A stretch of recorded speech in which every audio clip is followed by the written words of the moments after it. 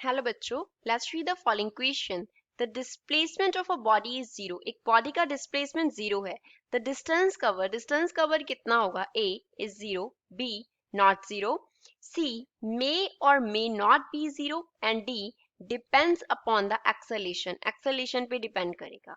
So first of all we will talk about the key concept used in the question. इस question में क्या की concept use हो रहा है? क्वेश्चन में हमें टू टर्म्स दिए गए हैं, एक है डिस्टेंस, दूसरा है डिस्प्लेसमेंट।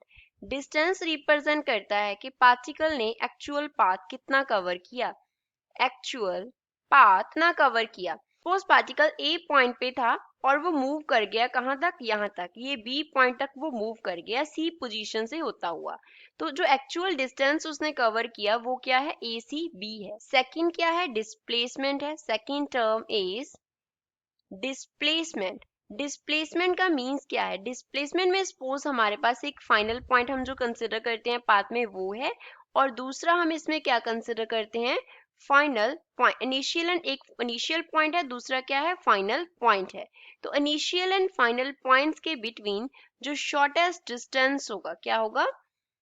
शॉर्टेस्ट डिस्टेंस होगा, वो रिप्रेजेंट करेगा डिस्प्लेसमेंट को। तो अब ए से लेके बी तक सीधी अगर हम ये लाइन ड्रॉ करेंगे डी पोजीशन से होती हुई, तो वो क्या है? ए एंड बी के बिटवीन शॉर्टेस्ट डिस्टेंस है, तो डिस्प्लेसमेंट क्या हुआ?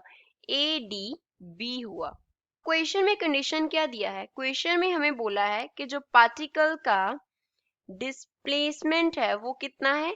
जीरो है। अगर पार्टिकल का डिस्प्लेसमेंट जीरो है दैट मीन्स पार्टिकल का initial point and final point जो है उसका जो शॉर्टेस्ट डिस्टेंस है वो जीरो होगा। तो इनिशियल एंड फाइनल पॉइंट क्या हो गए? सेम हो गए, वो दोनों सेम ही होंगे, तभी शॉर्टेस्ट डिस्टेंस जीरो होगा।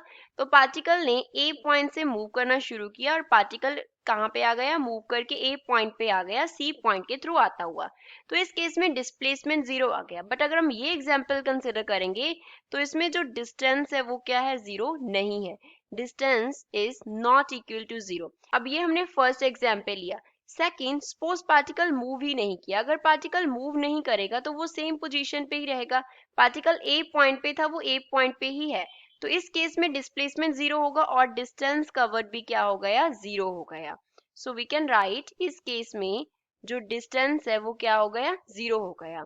तो डिस्टेंस हो सकता है जीरो हो सकता है जीरो नहीं हो। तो सी हम इसका करेक्ट आंसर देंगे that if displacement of a body is zero, distance covered may or may not be zero. अब एक्सेलेरेशन पे डिपेंड इसको हम नहीं बोलेंगे कि एक्सेलेरेशन पे डिपेंड करेगा कि डिस्टेंस कवर्ड जीरो होगा या नहीं होगा। एक्सेलेरेशन पे क्या डिपेंड करता है?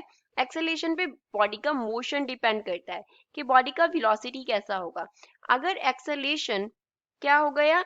जीरो हो गया, एक्सेलेरेशन जीरो हो गया, तो पार्टिकल का जो मोशन होगा वो क्या हो जाएगा? यूनिफॉर्म। और अगर एक्सेलेरेशन जीरो नहीं होगा तो पार्टिकल का मोशन क्या हो जाएगा?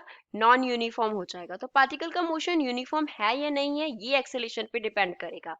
तो हम क्या बोलेंगे? दैट अ डिस्टेंस मे और may not be zero. So this is final answer for the given question. I hope you understood well. Thanks.